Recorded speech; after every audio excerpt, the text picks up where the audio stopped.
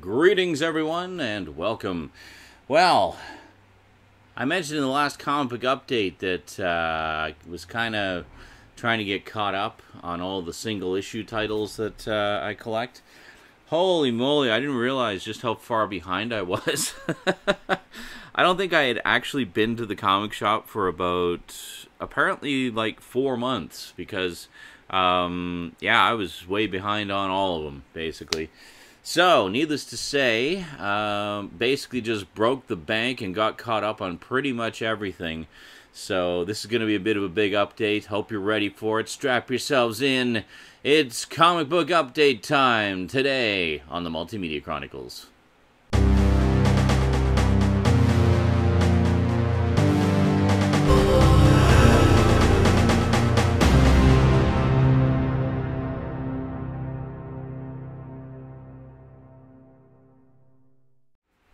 Welcome back, and this is, of course, being posted on Comic Book Thursday. Yeah, this was supposed to go up yesterday, but I got a little sidetracked doing the Star Trek rant, which you may have watched. Anyway, let's get right to it, shall we? So first up, picked up, I think I mentioned this one in the last update while I picked it up, got Rick and Morty, Lil Poopy Superstar. So this is a spin-off miniseries, a 5-issue miniseries, featuring the adventures of Summer and Mr. Poopy Butthole. So we actually get to find out more about Mr. Poopy Butthole and his people and who he is amongst his people. Quite entertaining stuff. And then next up, we picked up issue number 4 of Jam and the Misfits. Yeah, it seems like I just picked up the first like issues 2 and 3. But anyway, issue 4 came out since the last update. I gotta say, really enjoying this a lot, actually. Each issue kind of features the origin story of one of the members of the Misfits. So you actually get their backstory, which is something we've never really had before. In the new series, we've had kind of hints at little tidbits of their past and kind of what made them what they are today. But in this series, you actually get the full origins of all of them and how they met, how they became members of the Misfits, and what their lives were like before that, like when they were younger and stuff like that. So really good. This particular issue focuses on Roxy, and she actually has kind of a heartbreaking story, to tell you the truth. But to tell you the truth, most of them do. So they kind of have good reason to be so bitter towards the world, to be perfectly honest. Next up, I'd fallen fairly behind on this. I have to double check, actually, and make sure I'm still not missing any, because I kind of slacked on this one a little bit. But anyway, we got issue number 16 of Invader Zim. I can't remember if I mentioned this or not, but it has actually been 100% confirmed and officialized. There is an Invader Zim TV movie in the works, an animated TV movie. As much of the original cast as they could get, coming back to do the voices. And yeah, so very, very cool. Definitely going to be checking that out and picking it up when it comes out on Blu-ray.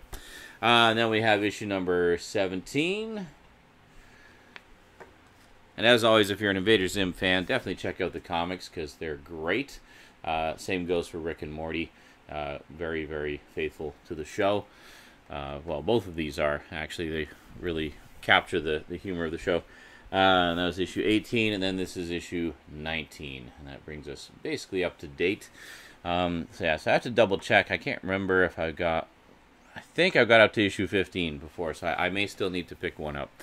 All right, and then carrying on with the Hanna-Barbera reimaginings here. I had a lot of catching up to do on this one. So picked up issue number 9 of Scooby Apocalypse. I should mention the first trade paperback of Scooby Apocalypse is out, which has the first 6 issues.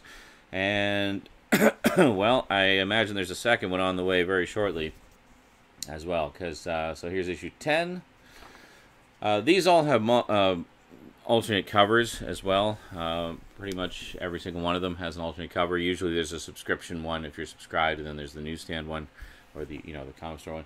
And then issue number 11. And issue number 12, which basically wraps up the first year story arc. And then things continue with issue number 13. So yeah, if they're doing 6 issues per trade paperback, well, they've got enough to do 2 volumes now. So there you go. So that's issue number 13. Very nice. And then, of course, we have the actually kind of brilliant reimagining of the Flintstones with issue number 7. It's very nice.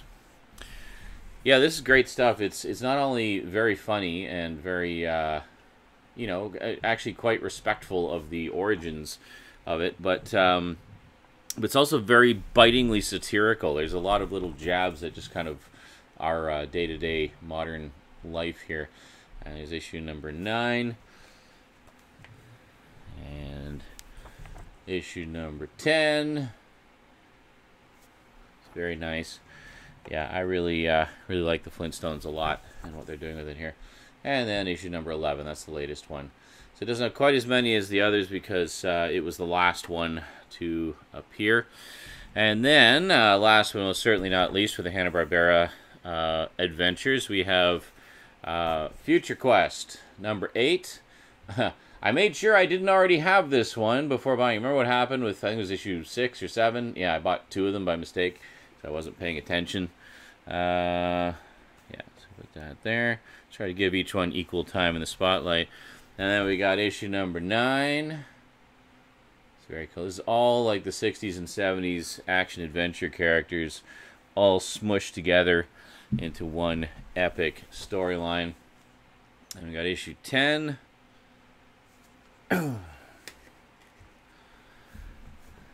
And issue 11. Then we have something kind of interesting, a crossover issue. I think it's just a one-shot.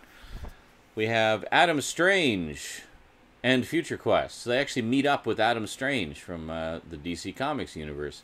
And an interesting also kind of side note, I think we know what's taking over from Wacky Raceland, kind of filling that spot. We got a bonus feature here featuring Top Cat. Now, check this out. See if I can find it here. Yeah, so we got Top Cat showing up in Gotham City and meeting up with Batman. So, kind of crazy. But it appears that they're basically doing a Top Cat series where it's, you know, Top Cat looking much like he did in the original cartoons and comics, but kind of in the real world. So it's like he gets pulled out of his own world, kind of like almost like a Howard the Duck kind of thing, actually. But yeah, so I'll have to check that one out. It'd be kind of interesting to see what they do with it. Seems like an interesting idea, sort of having this very cartoony-looking cat in the real world. So we'll see how that goes. So that wraps up all the Hanna-Barbera stuff and whatnot. And then next up, I had more of the Hasbro Universe stuff to pick up. So picked up issue number 5 of ROM. I love the covers on these. You can tell that the artists they get for these are also huge ROM fans because they do some pretty badass covers. And then we have issue number 6 of ROM. This is very reminiscent of Bill Sienkiewicz. I don't think it's not him though. No, it's a different artist, but reminiscent style, very cool. Bill Sienkiewicz did some of the coolest covers for ROM back in the day. And then we got issue number 7. I noticed also they used the white title with the blue border for the vast majority of the covers. They just kind of keep it uniform like that. I remember in the Marvel days, they would always do, like every issue would have, it would be the same logo but different coloring for the logo, just to kind of differentiate it, I guess. And they did that with all their stuff. And then we have issue number 8, which is still more or less the same logo but clear instead of filled in white. So that's kind of interesting. Here we go. And then we have the ROM Annual number 1 from well, I guess the ROM Annual 2017. They don't really number them, but in this one we actually get the origin story of ROM. So the new version of the origin story as per the new IDW version of ROM. So very cool. Much like the Gem one, it's very nice square bound volume there. So pretty cool stuff. And then next up, you know, picking up ROM, I also had to pick up Micronauts. Yes, we got Micronauts number 8. I wasn't quite as far behind on this one, I don't think. And number 9.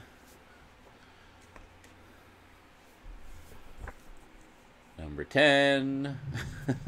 Told you this was a big one. Number 11.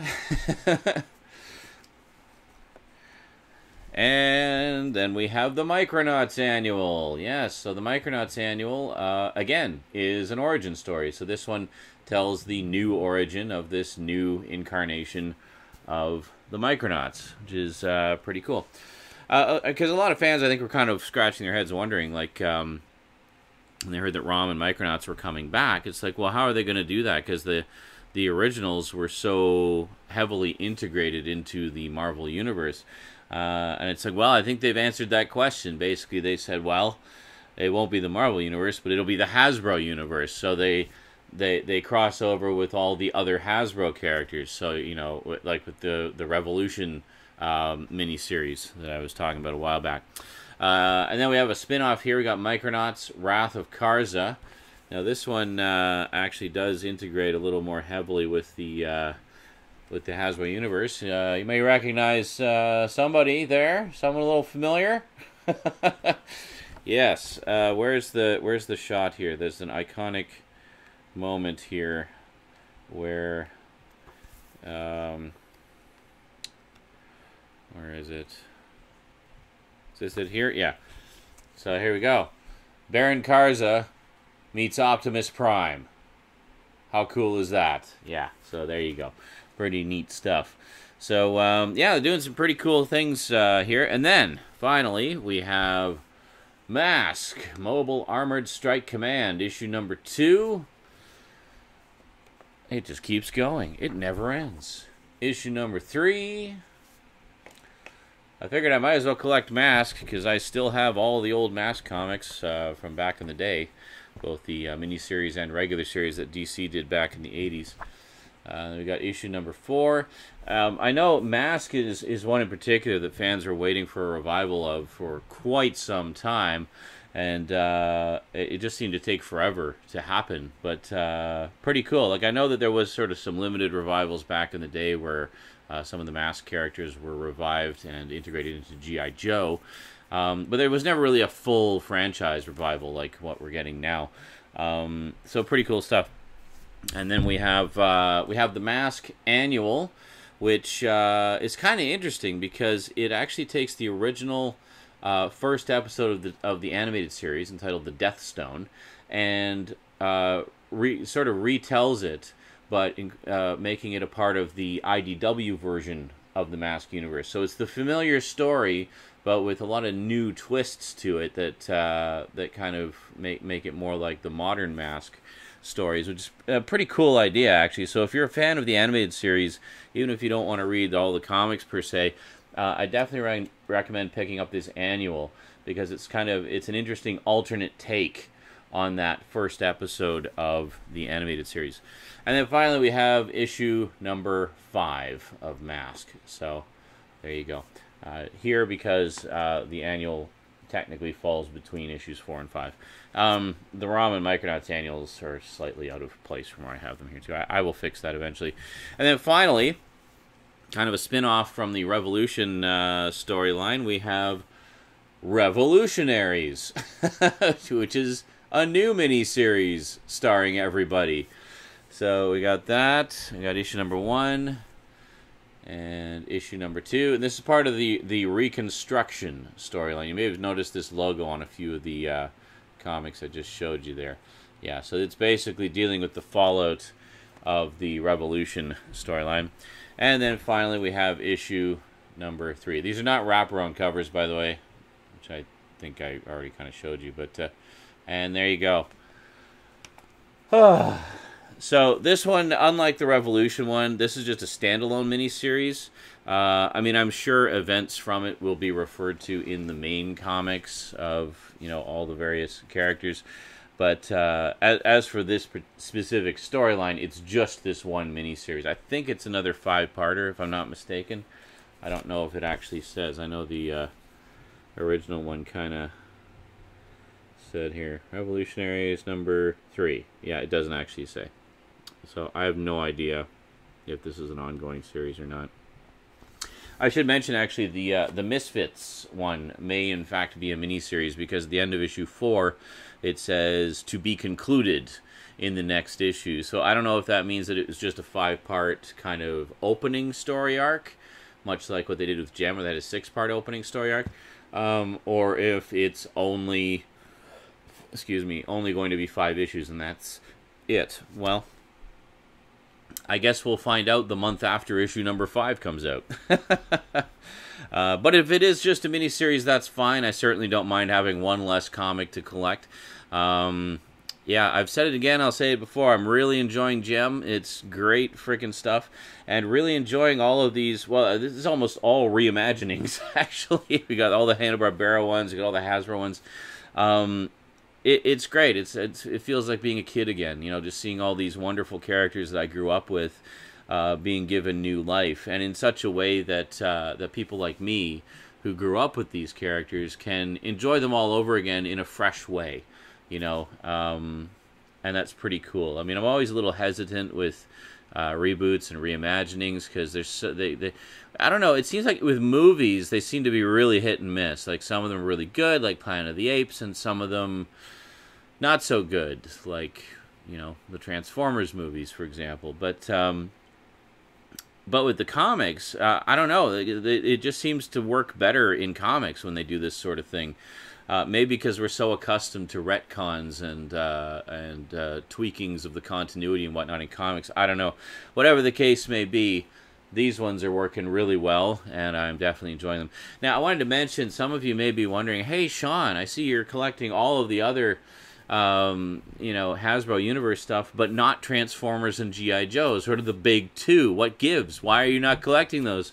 Well, first off, by this stage, there's just so frickin' many of them that it would be ridiculously expensive to track them all down. So as far as Transformers and G.I. Joe go, what my plan is for those is they actually have some very nice hardcover editions that reprint all of the IDW storylines for both of them in chronological reading order. So they actually present them all in story order. So what my ultimate goal is to start picking those up, just the IDW collected editions of those. There's, I don't know, about 10 or so volumes for each of them right now. So, I mean, that's a lot. That's a lot. They run about $30 each, $40 each US. So, yeah, eventually I will read them. I'm actually kind of wondering if they're ever going to finish reprinting the rest of Transformers, like the Marvel Transformers. Like, they reprinted all of the Marvel regular series and Headmasters and G.I. Joe versus the Transformers, and then they had the G.I. Joe issues that crossed over with Generation 2 and just kind of kicked off Generation 2, the big crossover story. But they haven't reprinted Generation 2. I mean, I thought that was going to be Volume 9 of the Transformers Classics collection. So they did up to Volume 8. They reprinted the entire series. Oh, and they did all the Transformers Universe stuff as well. Volume 8 is mostly Transformers Universe stuff, but compiled from the original 4-issue Transformers Universe miniseries that was done, and then all of the Transformers Universe backup pages that appeared in the regular issues for, you know, a couple years afterwards. So it's the first time that all of that stuff has been compiled together into one definitive collection. So that's Volume 8 of the Transformers Classics. I still need to pick that one up, actually. But really cool stuff. So it has, so Volume 8 has all the Transformers Universe stuff, and it has G.I. Joe and the Transformers, which was the very first time they ever did a crossover between the two. And that's the main reason I haven't been in a big rush to get that one, because I have G.I. Joe and the Transformers in a special G.I. Joe versus the Transformers volume that they put out. That volume also contains the Generation 2 crossover stuff. And then they, and then I also have the original 4 issues of G.I. Joe and the Transformers. So I'm not in a big rush to buy it, because it would be the third time I own that miniseries. So I would mainly be getting it for the Transformers Universe stuff. But yeah, I always thought they'd do another volume that would have, I mean, because Transformers Generation 2 was only 12 issues. It was like one 12-issue series, and then it was canceled. It just didn't do anywhere near as well as the original. So, I mean, I just naturally assumed that would be Volume 9, but there has been no sign of it. It's like they got as far as what they did, and then they just stopped. So, come on, can you please just finish that last little slice of the Marvel stuff, and then we'll be all done. It'd be very nice. But as far as Transformers goes, actually the next thing I want to pick up is Regeneration 1, which, because I did read all of the Transformers classics, like volumes 1 through 7, and a lot of that, about the latter half of that was all new to me. I'd never read it before, so it was really, really good. I really enjoyed it. And so apparently Regeneration 1 continues the story from the end of the original Marvel series. It actually ignores Generation 2 and just continues from the end of issue 80 of the original Marvel series and does a further 20 issues. So it goes up to issue 100, just totally in the Marvel comics continuity and not anything to do with the IDW stuff. So I've been really curious to see how what they do with that. Written by Simon Furman again as well. It was just fantastic. Such a great writer. Anyway, that hopefully that'll answer the question before it is asked, because I had a feeling, just a hunch that question would be asked at some point. What about Transformers and G.I. Joe? It's like, well, don't worry, I've got a plan there, but it's going to be a while before I put that into action. In the meantime, I'll just read the crossovers and go from there. Alrighty, that is it for this comic book update. Holy moly, that was a big one. They sure love me at the comic store though. Yeah, that was quite a haul. That was over the course of 2 paychecks basically. I just kind of split it across 2 of them and then saved it all for a big Mondo update for you. Alrighty, so I will see you next time. I do have some other stuff planned for Comic Book Wednesdays coming up. Maybe it'll be ready by next week. I'm not making any promises though, but it is imminent. I'm going to be talking about some other stuff that I've been wanting to talk about for a while, and a few that I mentioned recently, and that's all I'm going to say. You'll just have to wait and see. Alrighty, that is it from me to you for now. So quick thanks to you for watching, and to my Patreon sponsors, of course, for just being, going that little bit extra mile to support the show. I really appreciate that, guys and gals. Thank you very, very much. And we'll see you next time. So until then, sayonara.